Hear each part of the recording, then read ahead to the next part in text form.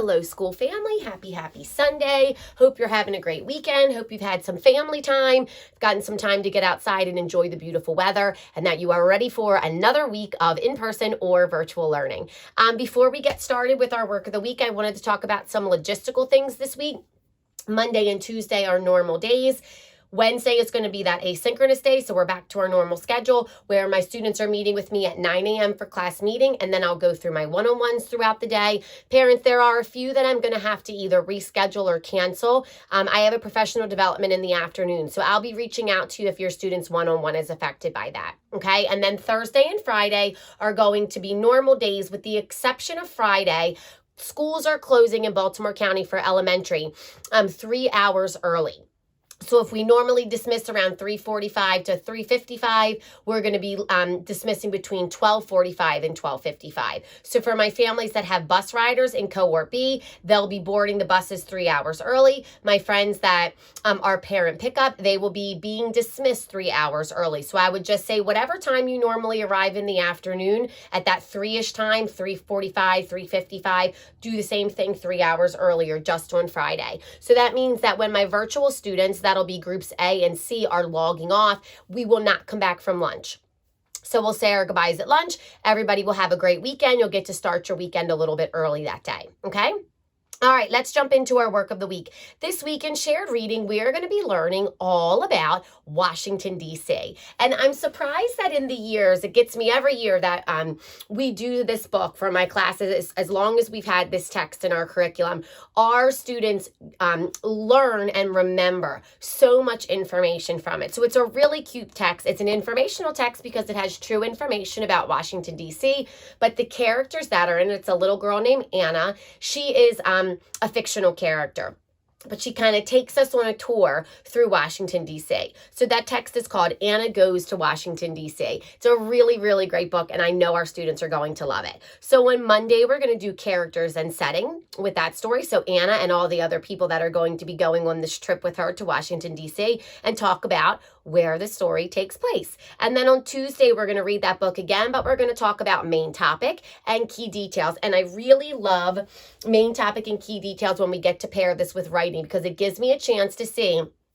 if students know what the text is all about, and then show me through illustrating or writing the parts of the book that are important, those key details, or we like to say the teeny tiny parts. Okay, so main topic for this book would be Washington, D.C., and then our students are going to pull out all those little details about Washington, D.C. It's just really cool to see what they come up with. And then Wednesday's that asynchronous day, so no shared reading. Thursday, we're going to do a nonfiction text. It's those interactive read aloud cards called The Best of the West. And that is also main topic and key details for our objective.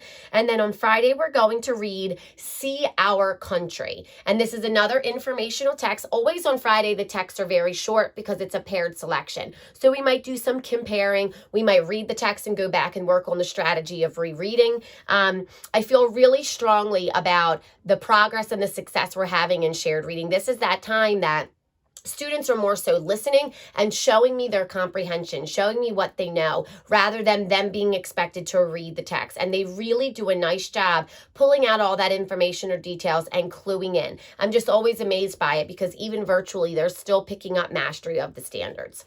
Okay, so that's for shared reading. Phonics this week. Last week, we focused on long A.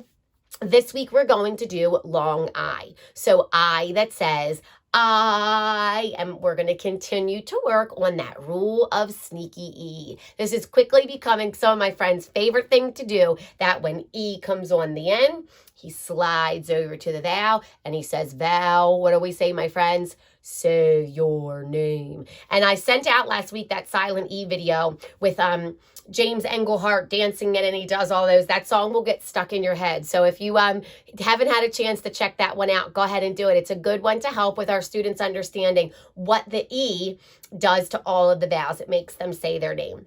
So Long I is going to be all week long. We have also been trying to diligently work in person and trying to squeeze it in on virtual on those sight words. I know some families have shared with me they're practicing sight words every day, every other day. If our students are not being exposed to those words constantly, their brains are not going to pick them up. So sight words are solely rote memorization. So as our list is getting bigger and bigger and bigger, and we're approaching the end of the school year, which is crazy, there are a set amount of core words that our students should be able to just identify and read. I am blown away at some of the progress that my students have made with this. So if you're practicing this consistently, keep on doing it because it is working. And if you haven't really spent a ton of time focusing on sight words, it is never too late to start. Okay, so this week, the 2 words we're going to do is down and they. And we're going to read a book called Mike and Spike. And my friends at school, for parents that have in-person learners, we've been taking that book, reading it, rereading it, highlighting the words, and doing all kinds of activities with that, just so they get the experience of having the book in their hands and that more of that hands-on learning with it. Okay, so that's for phonics.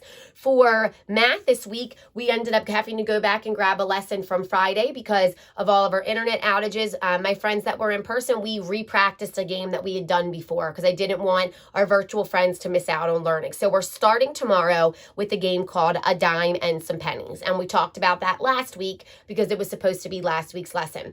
But with our internet trouble, it's going to be on Monday instead. Okay, Tuesday we're going to play a game. Not really a game. It's more of an assessment for me, but it's going to look like a game to our students. It's called Tens and Ones Checkpoint, and this is going to be an activity that checks in with their ability to count by tens and be able to identify that, and then by ones. Okay, so we'll work on that on Tuesday. On Thursday, I'm so excited for this one. We're going to play a game called Shake Those Beans, and we're going to do an activity with probability. And then on Friday, we're going to do Unifix Cube, trains, and equations. So if you've noticed, a lot of those games that we play for Bridges has those little cubes that we move and use. So we're going to use those cubes to compose and decompose numbers, and we're going to do it in the way of pretending like the cubes are a train. Okay, so I think that is everything. Parents, you know that if you have questions ever about anything, please let me know. If you've been thinking about your student maybe switching from virtual to in-person, it is not too late to do that. Remember, like we said before, you do not have to at any time elect to come back in person. But if it's something that's kind of been swirling around in your mind and you're thinking, is it still okay to do this? It is still an option. So if you have questions about that or you want to know more, please just let me know. Okay, I think that's all I have. I hope you enjoy the rest of your Sunday. I will see everybody tomorrow, and fingers crossed our internet is working and we don't have any conflicts with it. I'll see you tomorrow at 9:25. Have a great day. Mwah.